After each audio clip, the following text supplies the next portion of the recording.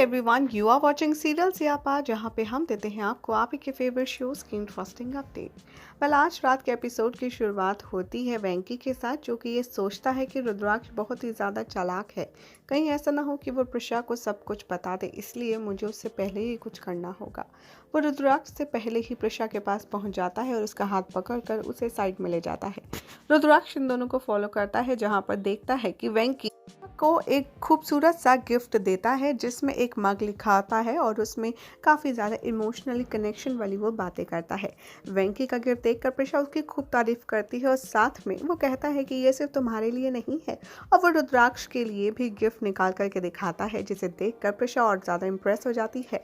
वेंकी यहाँ पर प्रिशा और रुद्राक्ष के सपोर्ट की, उनके रिश्ते की तारीफ करता है और ऐसे दिखाता है कि जैसे वो कितना कंसर्न है। बाद में रुद्राक्ष सोचता है कि वेंकी जितना मैंने सोचा था उतना बेवकूफ़ नहीं है, ये बहुत चालाक है। बातों ही बातों में वेंकी ने मुझे वार्निंग दे दी कि प्रिशा उससे कितनी ज़्यादा इमोशनली कनेक्ट है, इसीलिए मुझे सब कुछ सोच समझ कर करना होगा, क्योंकि वो एक भी शब्द नहीं सुनेगी अपने भाई के खिलाफ। तभी वो डॉक्टर राधा को कॉल करता है और कहता है कि हाय, एक्चुअली मुझे वेंकी के केस के बारे में आपसे कुछ बात करनी है। यहाँ पर डॉक्टर राधा कहती है कि ठीक है, आप एक काम कीजिए, कल मेरे ऑफिस आ जाइए, वहाँ पर बैठकर हम सारी बातें कर लेंगे। जैसे ही रुद्र फ़ोन रखता है, प्रिशा पीछे से आकर पूछती है कि तुम डॉक्टर राधा से क्या बात कर रहे थे। तभी यहाँ पर रुद्राक्ष बात को चेंज करते हुए कहता है कि दरअसल मुझे भी वेंकी की उतनी ही चिंता है जितनी तुम्हें। मैं सोच रहा था कि वेंकी जॉब क्यों नहीं कर लेता, इससे उसकी लाइफ थोड़ी सी नॉर्मल हो जाएगी और वो एक बार फिर से हो सकता है अपनी पुरानी बातें भूल कर नई लाइफ शुरू करने में इंटरेस्ट दिखाने लगे। प्रिशा कहती है कि रुद्र, लेकिन ये बहुत ही ज़्यादा मुश्किल है। रुद्र कहता है इसी से रिलेटेड मैं डॉक्टर राधा से बात कर रहा था और इसीलिए उन्होंने मुझे कल अपने ऑफिस बुलाया है कंसल्टेंट के लिए। ये बात सुनकर प्रिशा बहुत खुश हो जाती है और कहती है कि रुद्र, ऐसी बात है तो फिर मैं भी तुम्हारे साथ चलूँगी। रुद्राक्ष कहता है कि क्यों नहीं प्रिशा, ज़रूर। और यहाँ एक दूसरे को दोनों हक करते हैं। रुद्र सोचता है कि प्रिशा अपने भाई से इतना प्यार करती है कि उसको सब कुछ सच जानने का पूरा हक है, लेकिन ये सब कुछ कैसे होगा ये मुझे देखना होगा। और मैं ये बात तो जानता हूँ कि वेंकी हमसे झूठ बोल रहा है, वो पूरी तरीके से सच हो गया है, सही हो गया है, लेकिन वो आखिर हमसे इतनी सारी बड़ी बात क्यों छुपा रहा है, बस यही पता लगाना है। अगले दिन का सीक्वेंस दिखाया जाएगा, जहाँ पर शारदा और सभी लोग डांस प्रैक्टिस कर रहे होते हैं संगीत के लिए। वहाँ पर वसु की नज़र पड़ती है प्रिशा के ऊपर, जो कि तैयार होकर कहीं जा रही होती है।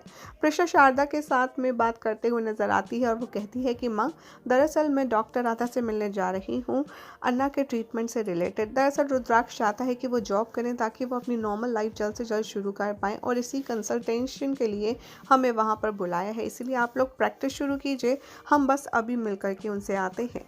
ये सारी बातें सुन लेता है वेंकी और वो सोचता है कि क्या आखिर ऐसी क्या इमरजेंसी आ गई जो इन लोगों को डॉक्टर राधा के पास जाना पड़ गया, मुझे कुछ करना होगा।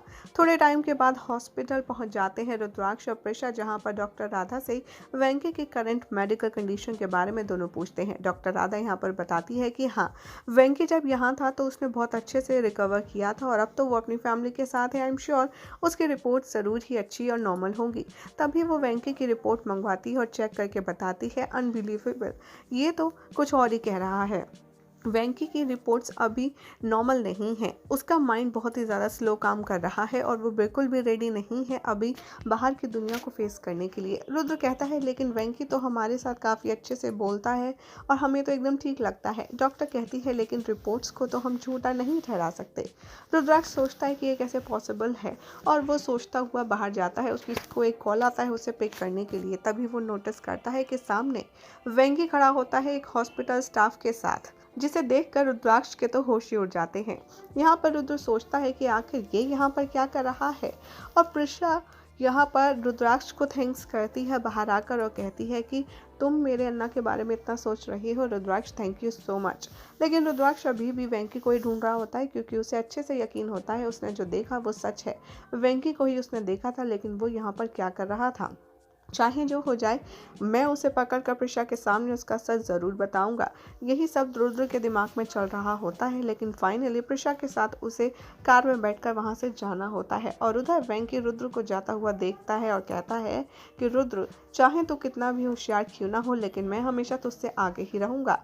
फ्लैशबैक में दिखाया जाता है कि कैसे वेंकी डॉक्टर राधा के असिस्टेंट को ब्राइब करता है, पैसे देता है और अपनी गलत रिपोर्ट उस तक पहुंचाने की बात करता है। वेंकी कहता है कि मैं तुम्हें डबल पैसे दूंगा, तुम बस डॉक्टर राधा को ऐसी रिपोर्ट बना कर के दो जैसे कि मेरा ब्रेन अभी ठीक नहीं हुआ है और मैं परफेक्टली ठीक नहीं हूँ।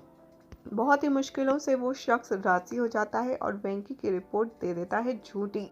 रुद्राक्ष ड्राइव करते हुए उन्हीं ख्यालों में खोया रहता है कि वेंकी ने इतना बड़ा झूठ क्यों बोला, आखिर क्यों।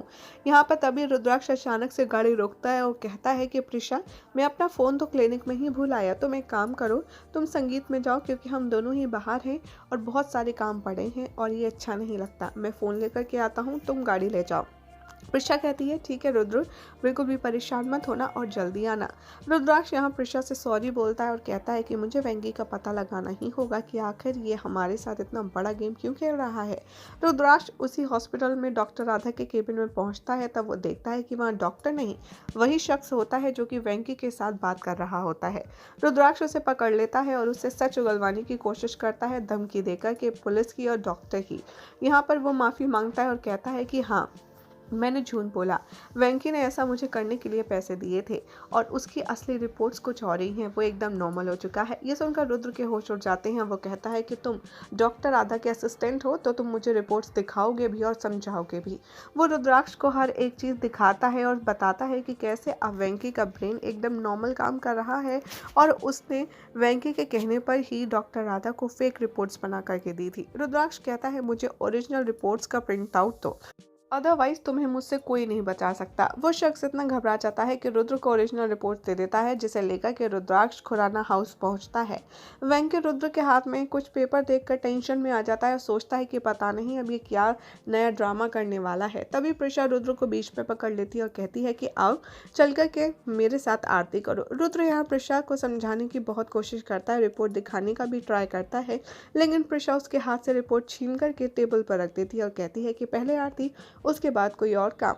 रुद्राक्ष यहाँ बार बार रिपोर्ट को देख रहा होता है, साथ में मिश्का और परम की आरती भी कर रहा होता है, लेकिन तभी वेंकी यहाँ पर अपने सर दर्द होने का ड्रामा करता है और वो रिपोर्ट्स जानबूझकर दिए के ऊपर गिरा देता है, जिसकी वजह से वो पूरी तरीके से जल जाती हैं और फिर वो अपने ब्रेन में पेन होने का ड्रामा शुरू करता है, जिसे देखकर सभी लोग घबरा जाते हैं और उसकी मदद के लिए दौड़ते हैं। और प्रिशा अपने अन्ना का इतना बुरा हाल देखकर काफ़ी ज़्यादा हैरान और अपसेट हो जाएगी और रुद्राक्ष से हेल्प कहेगी। एक तरफ रुद्राक्ष वेंगी को सहारा देगा और मन ही मन यही सोचता हुआ परेशान होगा कि अब रिपोर्ट्स तो जल गई, मैं प्रिशा को इसका सच कैसे दिखाऊंगा, मैं कैसे प्रूफ करूंगा कि वेंगी हमसे झूठ बोल रहा है। यही हो जाएगा आज रात के एपिसोड का एंड, जिसके बाद कल क्या होगा आपको बताएंगे अपनी नेक्स्ट रिपोर्ट में। ऐसे ही मज़ेदार अपडेट्स के लिए चैनल को सब्सक्राइब करें, वीडियो को लाइक शेयर करना ना भूलें।